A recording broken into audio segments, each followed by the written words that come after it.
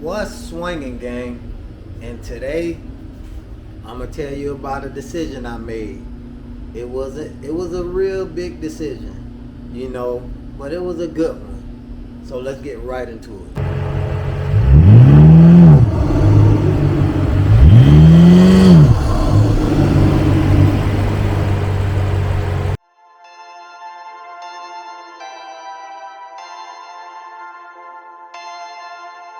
Perfect.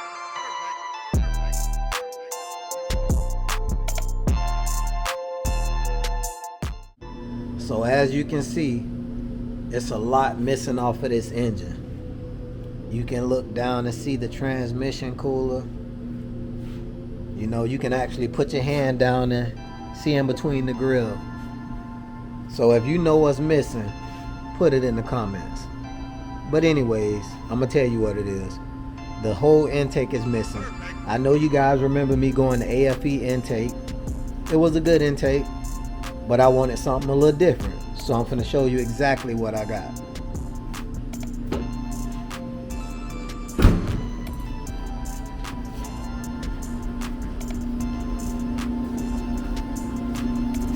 This is the original intake box that came in my BMW. A little different from the AFE box because the tubes are built in these little boxes here, and you can see on both sides they go all the way out to the back here with a mass airflow sensor fits in here. But I'm gonna show you guys what I gave up the AFE intake for, and it's right here. The carbon fiber Dinan intake. And I'm gonna put a little bit of literature up right now so you guys can see what this intake is about.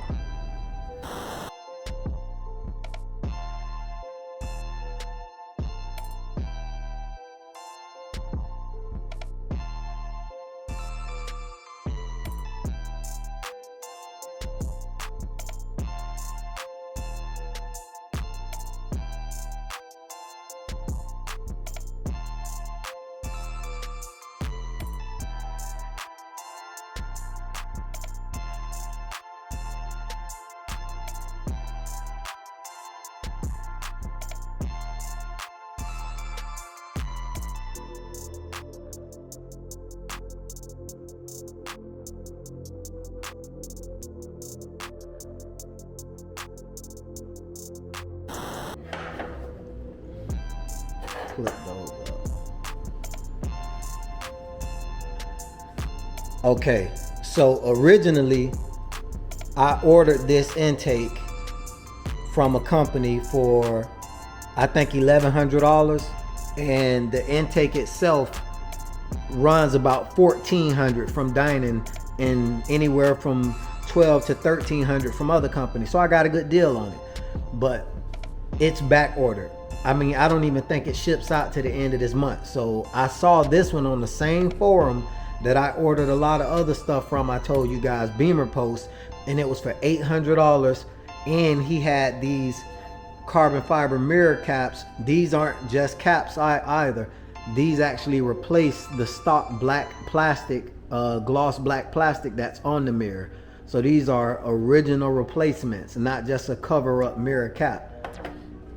And I got both of these, everything, including the filters and all the hardware, for $900. When I was paying over $1,000 just for the intake itself. And as you can see, the carbon fiber cover is in immaculate condition, as well as the mirror caps. So guys, I mean, it's a lot. The only thing I have to do is clean these filters. As you can see, they're pretty dirty. So what I'm gonna do is I'm gonna clean these filters up and get this thing installed, gang. You seen me install the AFE. Now it's up to you guys to tell me which one you like the best, or which look you like the best under the hood, the carbon fiber or the AFE. So I'm gonna get these things cleaned up, get this thing put together. I mean, it's a lot easier to put together than the AFE because it's using the factory air box, but let's get this thing put together, gang. This is what I'm gonna be using to clean and recharge the filters. I have the K&N oil, which is the same thing as the Dinan oil, just a hell of a lot cheaper, and you can get it out of the parts store. And a little 70-30 simple green, 70% simple green, 30% water. So that's what we're gonna use to get these filters charged back up. And I'm gonna use my high pressure hose here, wannabe high pressure hose, to get them all clean. So I'm gonna set that up in a time lapse so you guys could actually see them getting clean.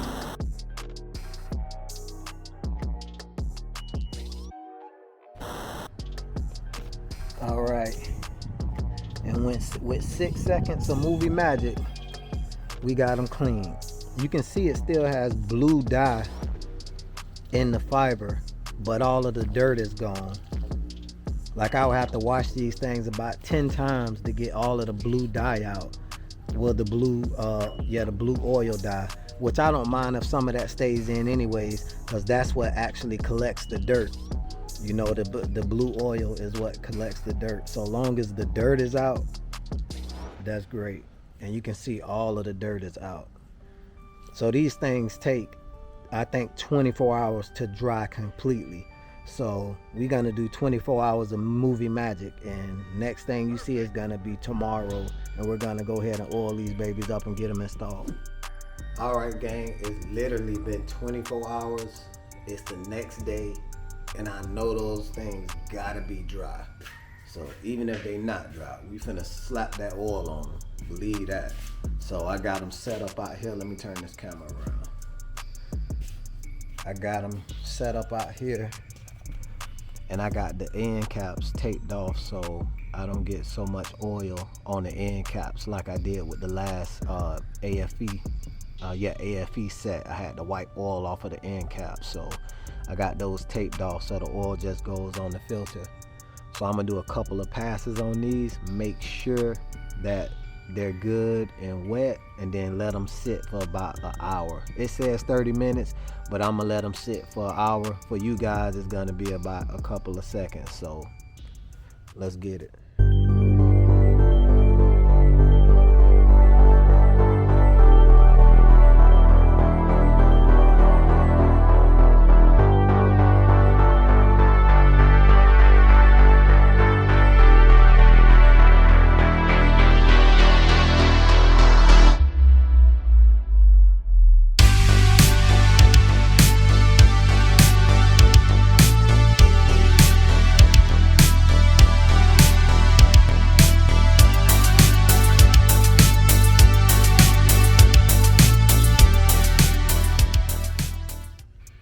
So it's 30 minutes later. We finally got them all dried and ready to go in. So I'm gonna put these things in. But I really haven't told you exactly why I switched to the Dinan from the AFE. And it's not just about more horsepower or over 200% more flow. Yeah, that's part of it though. But the main reason I switched is because my personal opinion, Steve Dinan has been in the BMW game for a long time. He's one of the first tuners to ever lay hands on the BMW, if not the first tuner to ever lay hands on the BMW, besides Alpina. You know, that's like the original BMW tuner. But, you know, like, I just feel more comfortable going with a Dinan intake. And the AFE intake had problems here and there. You know, either running too rich, running too lean, and I've had no bad comments or reviews on the Dinan intakes whatsoever. So I'd rather go with an intake like that. But I'm gonna put up a side by side of the Dinan power and torque versus the AFE power and torque right here.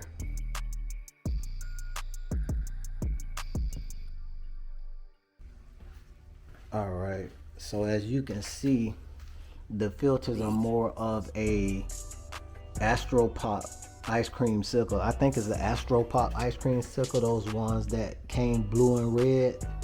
If you guys understand what I'm talking about or know the type of little ice cream pop I'm talking about. So I'm gonna set this camera up, guys, and we're gonna get this thing installed, and I'm gonna show you the other parts, what you need to install it. It comes with, well, really it only comes with 4 things. The filters, this carbon fiber cap here for the top. This little thing here that screws in here, and it holds the filters apart to push them harder into the holes there. And it comes with this rubber piece that goes all the way around. And what's crazy is the factory top didn't come with any type of like insulation to stop the air box from leaking or anything. Insulation, it just came with, it was just like plastic on plastic. At least the Dinan has the rubber around the back. It doesn't have any rubber around the front, and that's because you see it has a foam piece that goes all the way across the top that stops it. And this is solid carbon fiber here, guys. You can actually see the carbon all the way through. Even the posts are solid carbon fiber. Yeah, so, and that's the part number for the top, in case anybody just wants to buy the top. Alright, first things first, if you're gonna have your air box out, you wanna have something in the intake tubes. So I put plastic bags in them, because I mean the air filter comes before the intake tube. So anything that gets inside the intake tube is going straight in the turbo. And you definitely don't want nothing going into that turbo.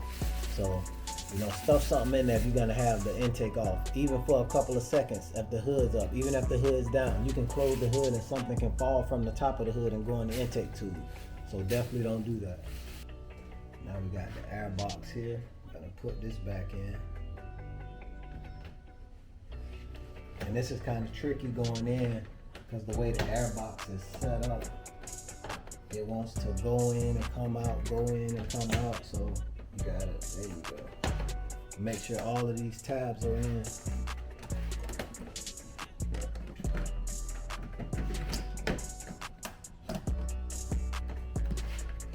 They'll keep popping out if you don't.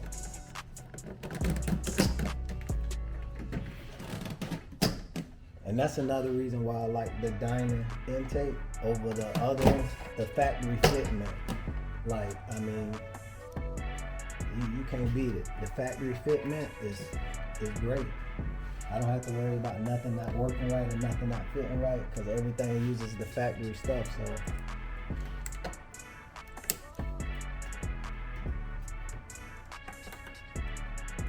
hook up those mass airflow sensors, and we halfway already. Pretty much the only thing we got left to do now is drop the filters in and put the top on, and that's it.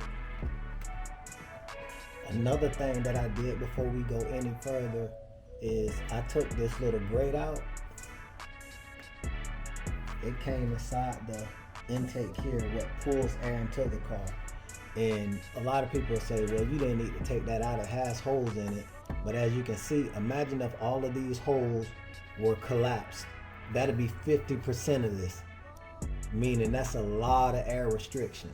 So what you do is, it has little plastic rivets on it. You just drill the rivets out very carefully, because you don't want to drill through the top, and this thing pops right off, and it's right up under here. So it used to sit like right here up under it.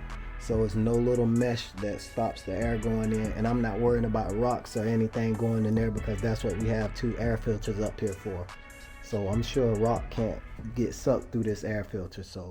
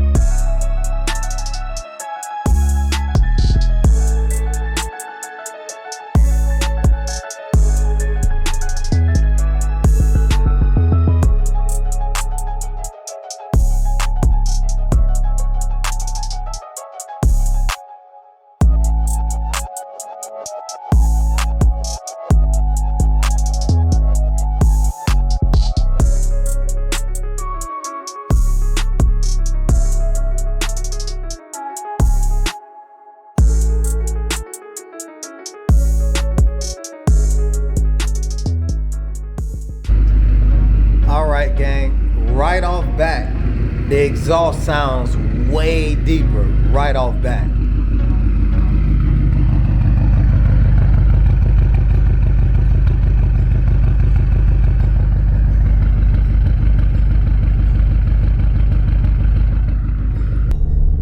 Okay, so I'm gonna do a pull right here. I'm doing about 40 right now, so let me make sure this truck not gonna get in my way. Go up a little further.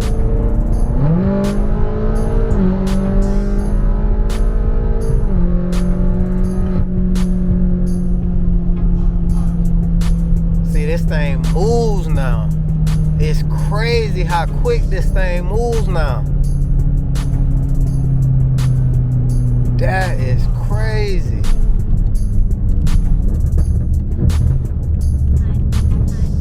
That is crazy.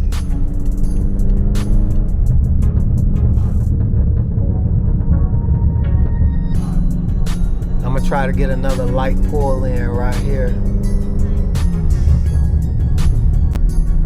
But I'm gonna do another pull right here, starting from a 30 roll. Now let's see.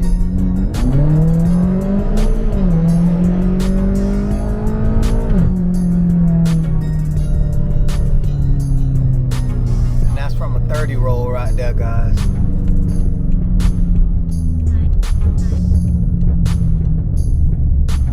That's crazy. Get ready for next week, gang. The winner of the giveaway will be announced. So I really hope you enjoyed this video with me installing this intake. I'm gonna let you hear what it sounds like from the front, and see you guys on the next video.